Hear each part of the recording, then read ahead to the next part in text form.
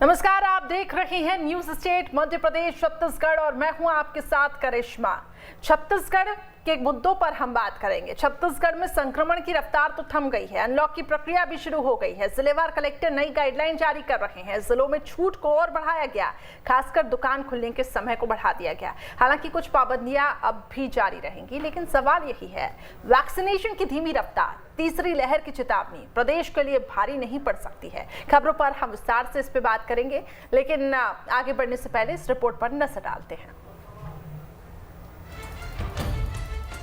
छत्तीसगढ़ में संक्रमण की रफ्तार धीमी होती जा रही है। प्रदेश में अब रोजाना मिलने वाले संक्रमितों की संख्या 700 के आसपास पहुंच गई है। वहीं एक्टिव केसों की संख्या घटकर 15,000 के पास रह गई है। संक्रमण की रफ्तार धीमी पड़ते ही प्रदेश के जिलों में अनलॉक की प्रक्रिया में धीरे धीरे छूट मिल रही है। कई जिलों में अनलॉक के दौरान मिले छूट पर गौर करें तो जहां अनलॉक की प्रक्रिया शुरू हो रही है, वहां सभी दुकानें, salon, beauty parlour, spa, park, gym, shopping mall, ठेला गुमटी, सुपरमार्केट, फल और सब्जी मंडी, शोरूम, क्लब और शराब दुकानें खुलेंगी। वहीं जिन्हें अब भी अनलॉक से छूट नहीं मिली है, वहां वाटर पार्क, सिनेमा हॉल बंद रहेंगे। स्कूल कॉलेज फिलहाल बंद रहेंगे। जुलूस, धरना, राजनीतिक धार्मिक कार्यक्रम पर प्रतिबंध रहेगा। रिजॉर्ट, धार्मिक स्थल, पिकनिक स्पॉट बंद रहेंगे। सभी जिलों में संडे को लॉकडाउन रहेगा। संक्रमण की रफ्तार धीमी होते ही अनलॉक में छूट बढ़ाई जा रही है, लेकिन जिस तरह से छत्तीसगढ़ में वैक्सीनेशन की रफ्तार है, वो कई सवाल पैदा कर रही है। छत्तीसगढ़ में वैक्सीनेशन की रफ्तार पर गौर करें तो 11 जून को 6,047 डोज, 10 जून को 5,947 डोज, 9 जून को 6,738 डोज, 8 जून को 5,305 डोज, 7 जून को 4,787 डोज, 6 जून को 3,046 डोज और 5 जून को 6,753 डोज दिए गए। छत्तीसगढ़ में अब तक 51,67,292 लोगों को पहली डोज, 11,55,882 लोगों को, जबकि 63,23,174 कूल डोज दिए जा चुके हैं।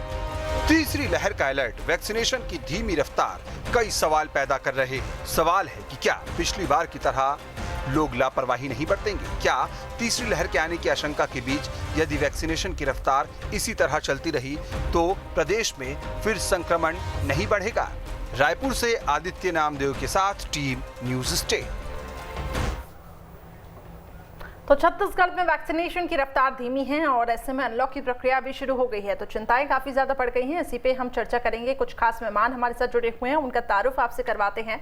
डॉक्टर के जायसवाल जी, सदस्य IMA के हमारे साथ जुड़े हुए हैं, बहुत स्वागत है सर आपका।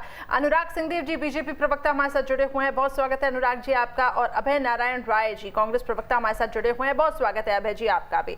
सबसे पहले अभय जी आपके पास आना चाहूंगी। अनलॉक की प्रक्रिया छत्तीसगढ़ में शुरू कर दी गई और इसके साथ ही ये भी जानकारी मिल रही है कि वैक्सीनेशन उतनी गति से नहीं हो पा रहा है, तो क्या लगता है आपको, क्या इस कोरोना के बढ़ते संक्रमण पर ब्रेक लग पाएगा? हालांकि अब संक्रमण नियंत्रण में है, लेकिन जरा सी भी लापरवाही भारी पड़ सकती है।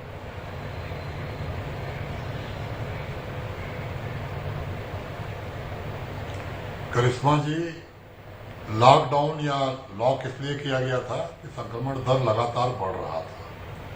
संक्रमण दर के बढ़ते हुए स्थिति को देखते हुए नहीं चाहते हुए लॉकडाउन का निर्णय लेना पड़ा और पूरे प्रदेश में जिस तरह लॉकडाउन किया गया, प्रशासनिक व्यवस्था चुस्त की गई, लोगों से अपील की गई कि घर से न निकले, तो उसके परिणाम सुखद आए और धीरे धीरे संक्रमण दर 2%, 4% आके अब रुक गई है। किसी किसी जिलों में कुछ संख्या बढ़ती घटती है, लेकिन संक्रमण दर 5% से बहुत नीचे आ गई है जी। तो ये छत्तीसगढ़ के लिए अच्छी बात है। ये प्रशासन के शासन का और छत्तीसगढ़ की जनता का सहयोग का कारण है ये स्थितियां आई और आज धीरे धीरे अब जीवन को सामान्य करने की कोशिश हो रही है, क्योंकि दुकानें नहीं खुलेंगी, व्यवसाय प्रारंभ नहीं होंगे, लोगों की गाड़ियां नहीं चलेंगी, लोगों के रोजगार नहीं चलेंगे, तो कोरोना के साथ साथ भूख मरने की जो नौबत आएगी। सरकार राशन में चावल का उपलब्धता तो करा देती है, लेकिन बहुत सी जीवन की चीजें, लोगों को रोजमर्रा की चीजें अपने कमाई से करनी पड़ती है। उसलिए अनलॉक करने का काम भी धीरे धीरे किया जा रहा है, लेकिन शर्तों के साथ। ठीक है, मैं सहमत हूं। मास्क जरूरी है, ठीक है, हाथ धोना जरूरी है, सैनिटाइजेशन जरूरी है और उचित दूरी जरूरी है। रही टीकाकरण की बात, तो टीकाकरण को केंद्र सरकार ने जिस तरह से मजाक बनाया 18 से 44 वर्ष के लोगों के लिए, वो चिंता का विषय हुआ। और आज भी कोई नीति स्पष्ट नहीं है। प्रधानमंत्री जी ने कह दिया कि फ्री लगेंगे टीके, 21 जून के डेट भी ले गए वो, लेकिन टीका कब मिलेगा, कब किस समय में आएगा, टीके की उपलब्धता जब तक कंपनियां केंद्र को नहीं देंगी और केंद्र राज्य को नहीं देगा, तब तक टीकाकरण पे कोई भी चीज संभव नहीं है। जो टीके छत्तीसगढ़ आए थे 90% टीकाकरण ठीक है, हो मैं चुका आपकी है इस बात से बिल्कुल और सबसे हम अपील कर रहे हैं कि मैं लोग आपकी टीकाकरण बातों से कराएं। सहमत हूँ। ठीक है, आपने कहा कि अनलॉक तो करना ही पड़ेगा क्योंकि लॉकडाउन एक टेम्पररी ऑप्शन था, जनजीवन को सामान्य करने की बहुत ज़्यादा ज़रूरत है। लेकिन कहीं ना कहीं हमें उदाहरण अलग अलग कंट्रीज से भी लेनी होगी कि जब आधे से ज़्यादा आबादी भी अगर वैक्सीनेट हो जाती है तो चिंताएं कम हो जाती हैं। अभी आपने पूरी चीज़ें अनलॉक कर दी, धीरे धीरे और भी यहाँ पे छूट दी जा रही है। तो ज़रा समझने की कोशिश करें कि लोग वैक्सीनेट नहीं हुए हैं, एक बार फिर से वो आंकड़ा न बढ़ जाए। ठीक है, अगर आप ठीकरा फोड़ते हैं केंद्र सरकार पर, मैं उनके ऊपर भी आऊंगी, बीजेपी प्रवक्ता से भी हम जवाब लेंगे, लेकिन ये भी बात है कि छत्तीसगढ़ में वैक्सीन की भी बर्बादी हुई है, इसको लेकर आप क्या कहेंगे?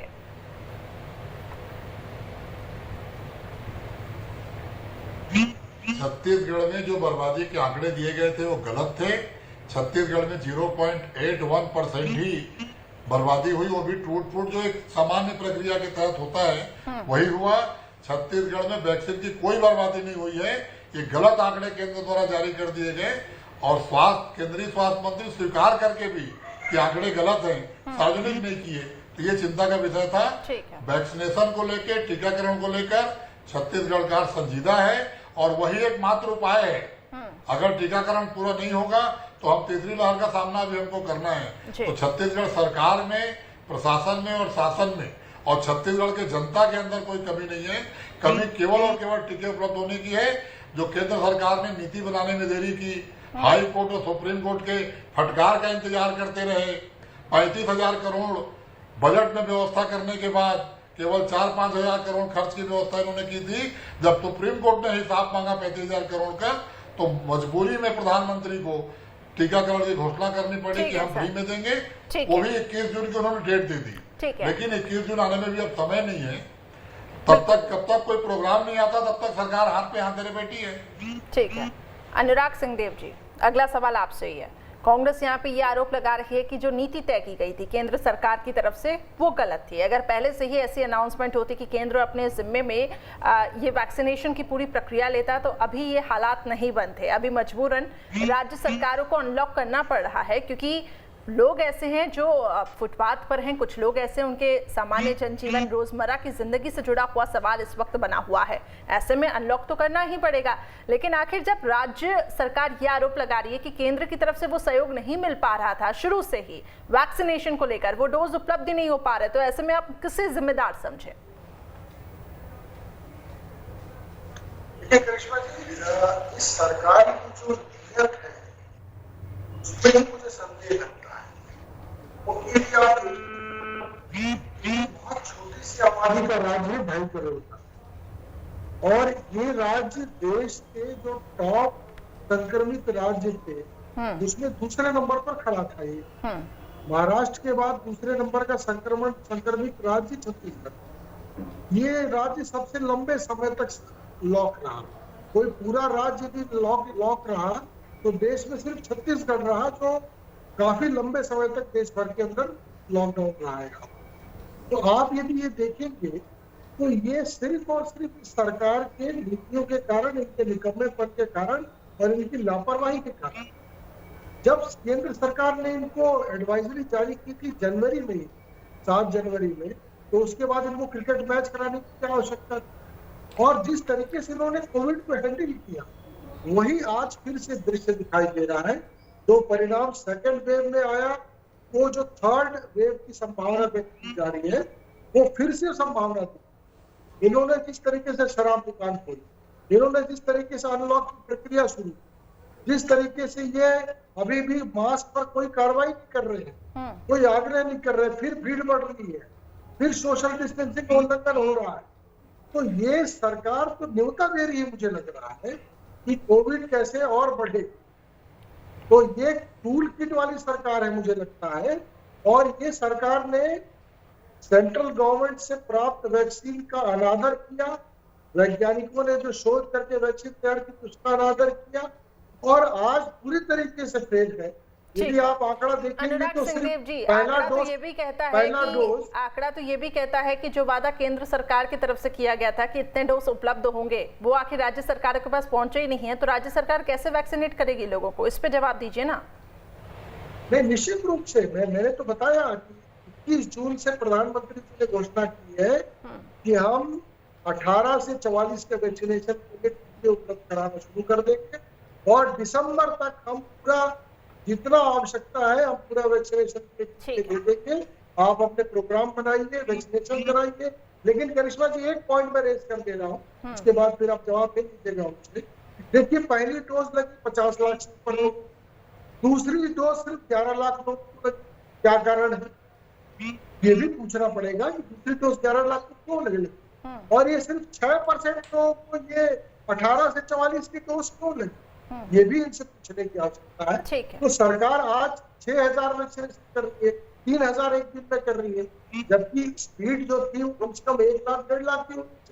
चलिए ठीक है, आपके जो ये सवाल है मैं अभय जी से जरूर पूछूंगी, लेकिन एक और गेस्ट हमारे साथ पैनल में जुड़े हुए हैं, उनकी तरफ मैं रुख करूंगी। डॉक्टर के जायसवाल जी, आपसे समझना चाहूंगी, इस वक्त जैसे हालात छत्तीसगढ़ के बने हुए हैं, क्या आपको लगता है इट्स अ राइट टाइम कि छत्तीसगढ़ को पूरी तरीके से खोला जा रहा है, जबकि आधे से ज्यादा आबादी वैक्सीनेट ही नहीं हुई है, क्योंकि वहां पे वैक्सीनेशन की रफ्तार अभी कम है? क्या कहेंगे आप इस पे?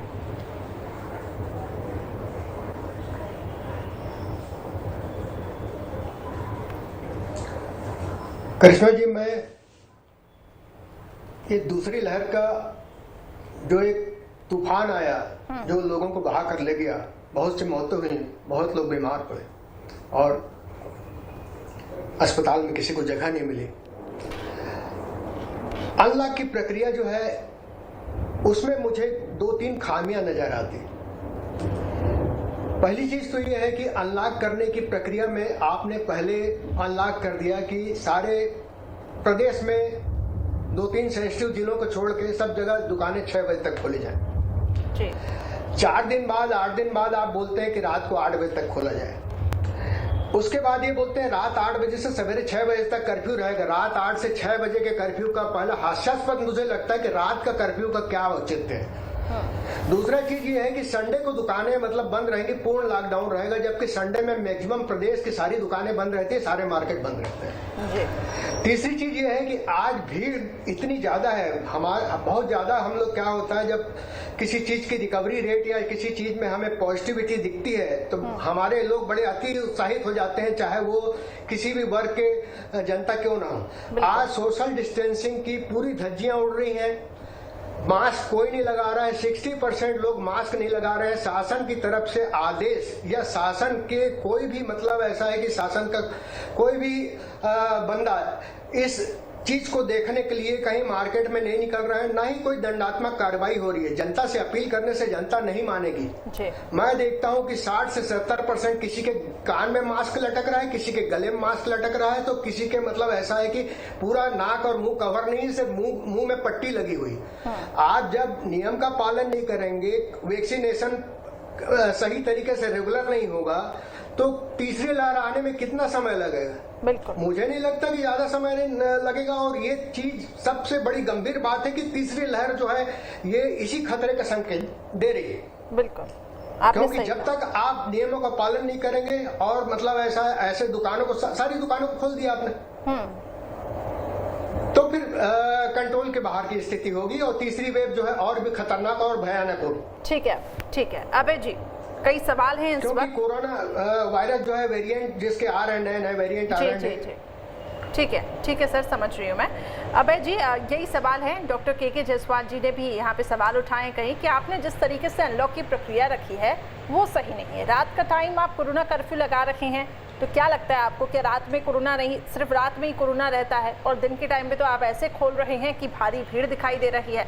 ठीक है, मैं समझ रही हूँ अनलॉक करना ज़रूरी है, लेकिन कोई अधिकारी भी तो हो मौके पर, क्यों नहीं आखिर कार्रवाई की जा रही है? विपक्ष का भी यही कहना है कि कार्रवाई उस तरीके से नहीं हो रही है, लोग बिना मास्क के घूम रहे हैं, लेकिन यहाँ पे जनता का भी सहयोग ज़रूरी है। मैं ये नहीं कहूँगी कि यहाँ पे जो जागरूकता का अभाव है वो जनता में भी दिखाई दे रहा है, क्योंकि अब जनता को सहयोग करना पड़ेगा, लेकिन कहीं ना कहीं आपकी भी तो जिम्मेदारी बनती है और सरकार आपकी है, तो सवाल तो आपसे ही होंगे।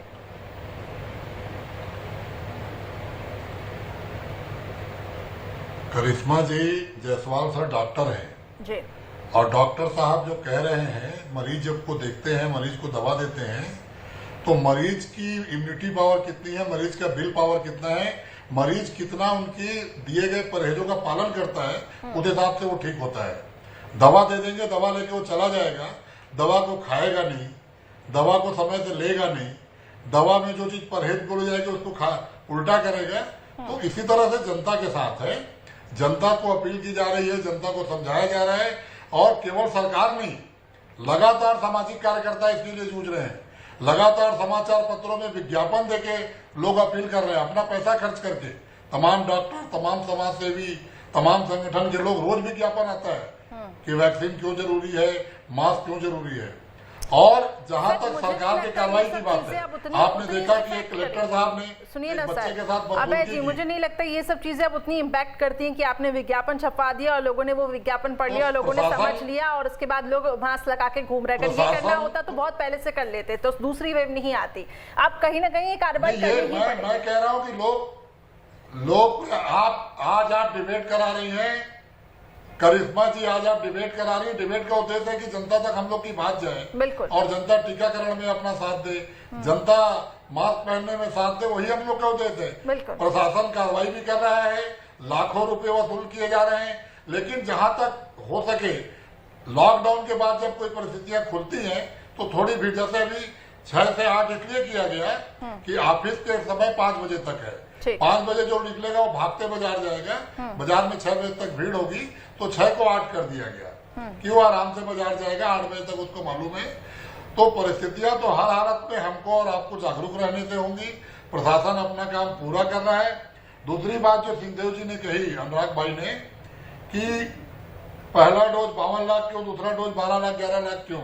जी जी, कोविशील्ड का जो पहले था 28 दिन में दूसरा डोज लगेगा, फिर 42 दिन हुआ, फिर 90 दिन कर दिया गया। 90 दिन करने से दूसरे डोज लगाने में कमी आई है।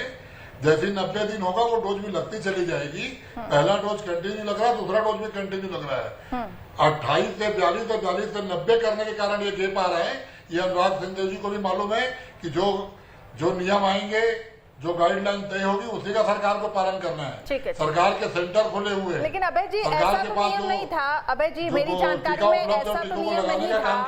अभय जी सुनिए तो, ठीक है, मेरी जानकारी में ऐसा तो नियम नहीं था कि पहले APL BPL परिवारों को वैक्सीन लगवाई जाए, फिर उसमें ही उलझ के रह जाए, फिर वो छत्तीसगढ़ सरकार की जो नीतियां हैं, ये आपको नहीं लगता यहाँ पे आप थोड़ा सा उलझ गए?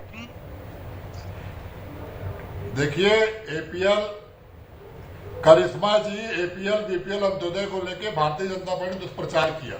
हमने सेंटर वाइज अलग अलग बांटा कि एक जगह भीड़ ना हो, वो भीड़ 3 जगह है, क्योंकि सामाजिक दूरी जरूरी है, मास्क जरूरी है, भीड़ कम हो, हमने सेंटर बना दिया। अब लेकिन भारतीय जनता पार्टी के पास कोई काम नहीं दुष्प्रचार करने के अलावा, तो इन्होंने उसको आरक्षण का नाम दिया, उन्होंने उसको वर्गीकरण का नाम दिया।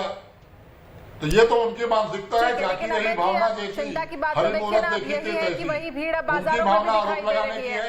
हमारी भावना काम करने की चिंता तो यही है कि अब वही भीड़ बाजारों में भी दिखाई दे रही है और वहां पर भी सोशल डिस्टेंसिंग नहीं हो रहा है, तो वहां पर भी आप सोचिए कुछ।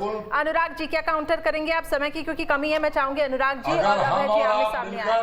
जी, पक्ष और विपक्ष, बिल्कुल बिल्कुल, पक्ष और विपक्ष मिलकर अपील करेंगे, सब स्थितियां सामान्य होंगी।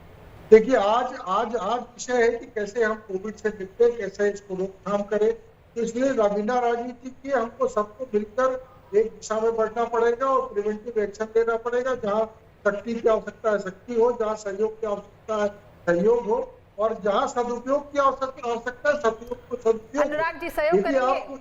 अनुराग जी सहयोग करेंगे? विपक्ष आखिर जनता को क्यों नहीं जागरूक कर रहा है? विपक्ष की भी तो जिम्मेदारी बनती है ना।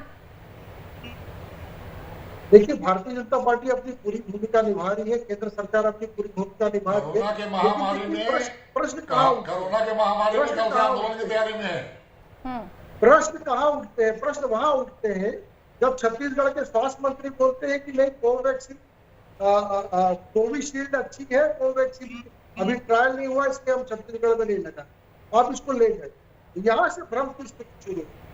और यहाँ से जो जनता है उनको लगता है कि इसको कुछ गड़बड़ है, हमको वैक्सीन नहीं अनुराग जी, कोवैक्सीन को लेकर आज भी संशय बरकरार है। तो यहाँ से कोवैक्सीन अंतर्राष्ट्रीय स्तर पे आज भी संशय बरकरार है। छत्तीसगढ़ में उसका कुछ प्रभाव पड़ना स्वाभाविक है करिश्मा। तो ये जिम्मेदारी न सिर्फ भारतीय जनता पार्टी की नहीं है, ये कांग्रेस की भी है, जो वहाँ यहाँ सरकार के है, हेल्थ उनका प्राइमरी विषय है, उनको ध्यान में रखना चलिए पड़ेगा। अभय जी संक्षिप्त में जवाब दीजिए, फिर मैं डॉक्टर के जायसवाल जी के पास जाऊंगी। जी तरीके से हम आगे बढ़ सकते हैं। जी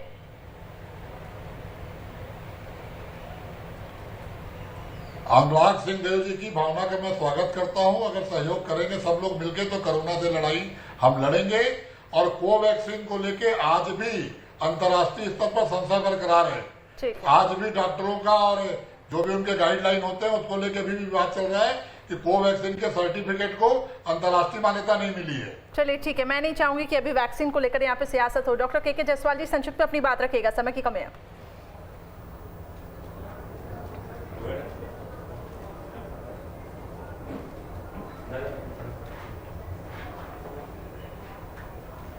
डॉक्टर के जायसवाल जी, आवाज पहुंच रही है आप तक? वैक्सीन की जो बात हो रही है, हाँ पहुंच रही है। जी जी रखिए बात, पूछिए मैडम। हाँ प्रश्न पूछिए आप। जी आप अपनी बात रखिए, कंक्लूडिंग रिएक्शन सर। हेलो जी हेलो। अच्छा, ये वैक्सीन के बारे में जो बातें हो रही हैं इसमें कोई कंट्रोवर्सी नहीं है। सबसे बड़ी बात क्या है कि वैक्सीन में कोवैक्सीन या कोविशील्ड का ऐसा कुछ नहीं था। कोवैक्सीन का भी सेकंड ट्रायल हो चुका था और वो पूर्ण रूप से मतलब अपने क्वालिटी में मतलब परफेक्ट थी। लेकिन हो सकता है कि किसी कारणवश जो भी हो, हेल्थ डिपार्टमेंट की ओर से तो वैक्सीन मतलब इशू कर दी गई थी। हो सकता है कि हमारे यहाँ जो विलम्ब हुआ हो, लेकिन अब ये विलम्ब वाली बात नहीं। अब तो वैक्सीन ऐसा है कि रेगुलर रूप से सबको लगे, सबको उपलब्ध हो और हम कोरोना की गाइडलाइन को फॉलो करते हुए और वैक्सीनेशन को प्रमोट करते हुए हम ये कोशिश करें कि सब लोग मतलब प्रोटेक्ट रहें। ठीक है, आपने सही कहा सर कि लहर से बचें और कोरोना की तीसरी लहर से बचना है तो वैक्सीनेट होना बहुत ज्यादा जरूरी है। और बहुत जरूरी है कि पक्ष और विपक्ष दोनों मिलकर इसमें काम करें, बचे आरोप प्रत्यारोप के। बहुत बहुत शुक्रिया आप तीनों मेहमानों का हमारे साथ जुड़ने के लिए। तो कोरोना की तीसरी लहर को रोकना है तो बहुत जरूरी है छत्तीसगढ़ में वैक्सीनेशन की रफ्तार में तेजी लाना। इसी के साथ हमारे खास पेशकश में फिलहाल इतना ही।